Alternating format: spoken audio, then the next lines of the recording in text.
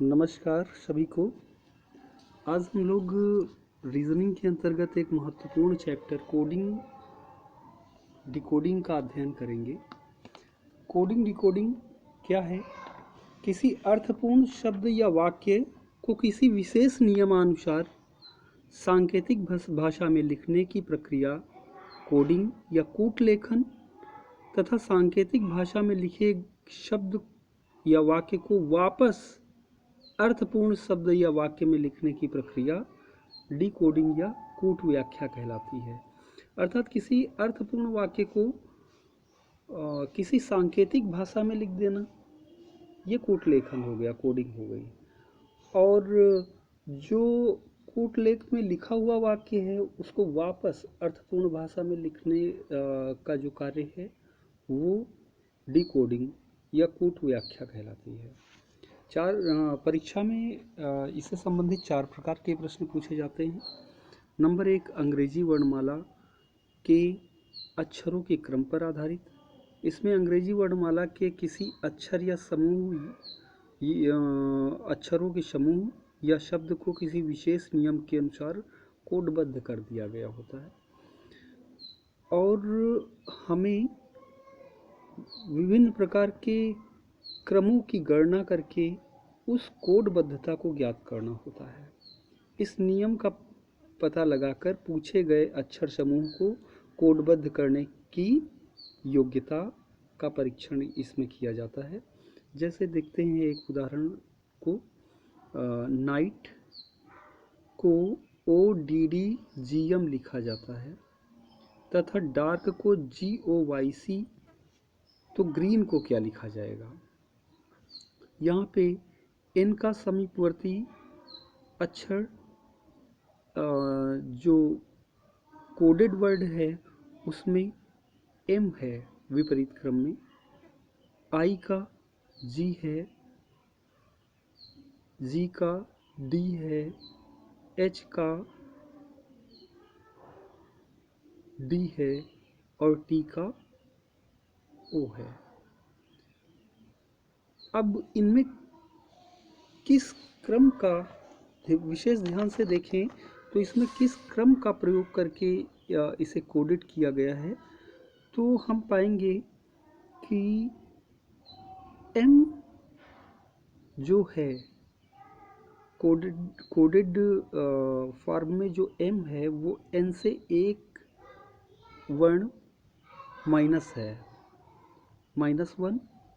आई से जी 2 वर्ण माइनस है। इसी प्रकार जी से डी 3 वर्ण माइनस है। आई से डी 4 वर्ण माइनस है। एन से ओ 5 वर्ण माइनस है। अब देखते हैं कि क्या यही क्रम का प्रयोग अगले कोडेड वर्ड में भी किया गया है। डार्क को GOYC लिखा गया है, क्या यही क्रम इसमें भी प्रयोग किया गया है? तो यहाँ पे भी हम देखते हैं डी और सी में समीपता का संबंध है, वो है -1 का, एक वर्ण पहले का -1 का। ए और वाई में संबंध है -2 का। इसके बाद आर और वाई, आर और ओ का संबंध है, आर और ओ का संबंध है -3 का, तथा के और जी का संबंध है -4 का। मतलब जो कोडेड किया गया उसमें विपरीत क्रम से -1, -2, -3, -4, -5 इस प्रकार करके वर्णों का प्रयोग किया गया है।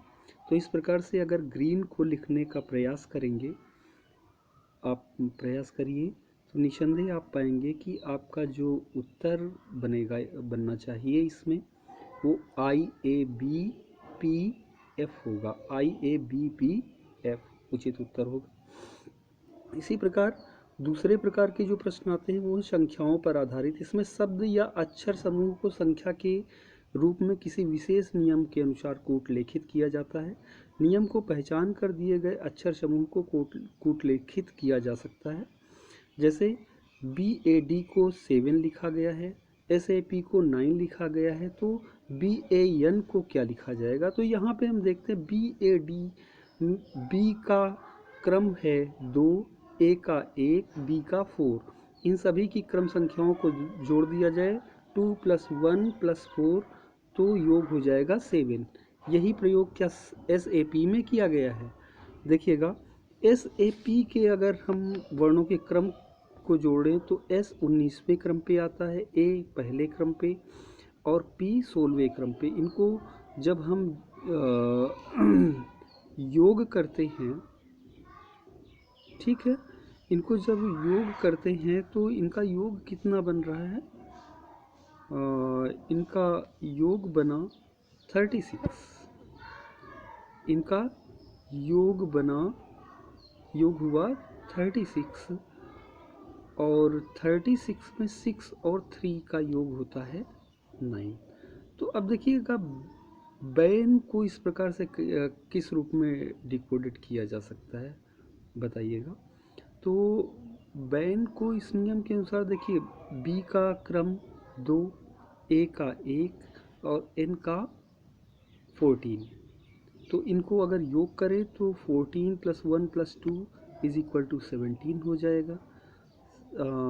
अब 17 में 7 और 1 को अगर ऐड कर दिया जाए तो आपका उचित उत्तर प्राप्त हो गया। 17 में दो संख्याएं हैं 1 और 7, इनका योग कर दे तो क्या होगा?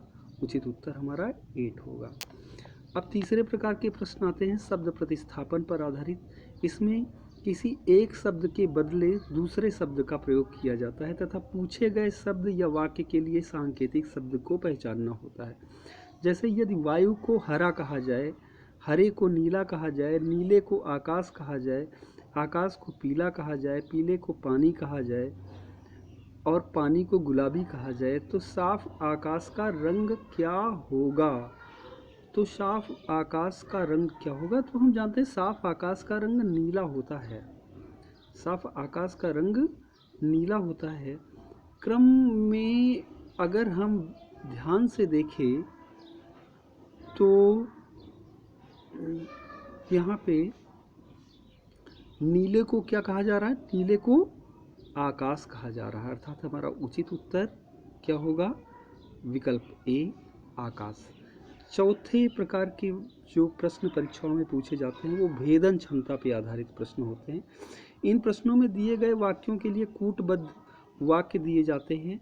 वाक्यों में कूटबद्ध शब्दों को पहचान कर पूछे गए शब्द या वाक्य का कूट ज्ञात करने की योग्यता देखी जाती है।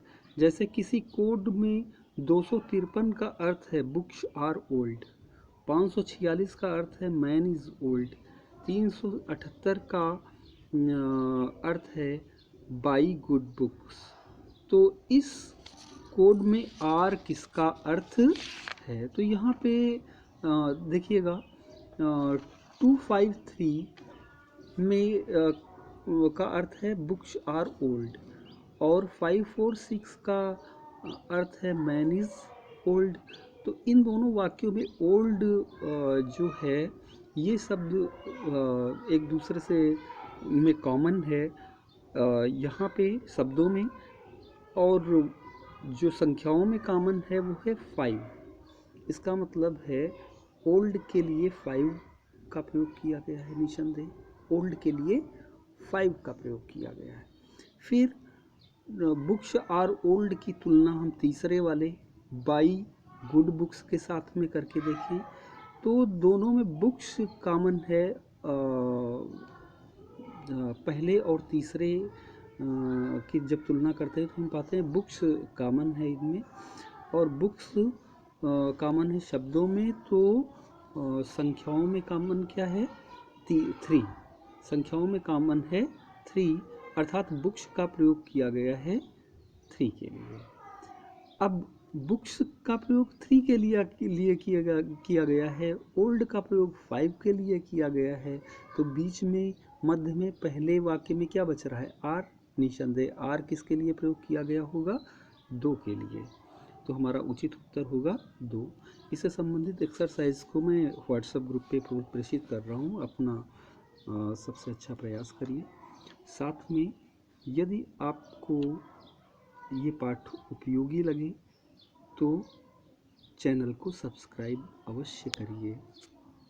धन्यवाद।